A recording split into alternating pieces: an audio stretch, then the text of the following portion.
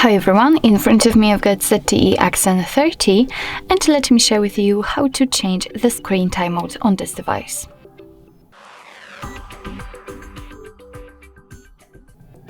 So first of all, let's enter the settings, and here we have to find the display option.